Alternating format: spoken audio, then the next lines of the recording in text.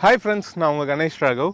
இன்றைக்கி நம்ம புதுக்கோட்டை மாவட்டத்தில் புதுக்கோட்டையிலேருந்து ஒரு 50 கிலோமீட்டர் தள்ளி இருக்க ஆவுடையார் கோயிலுக்கு போகிறோங்க. அங்கே ஆத்மநாத சுவாமி திருக்கோவில் ரொம்ப ரொம்ப முக்கியமான ஒரு சிவன் கோயில்.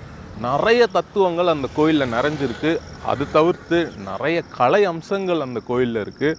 ரொம்ப முக்கியமான ஒரு சிவன் கோயில். மாணிக்க வாசகர் கட்டிய கோயில் அந்த கோயில்.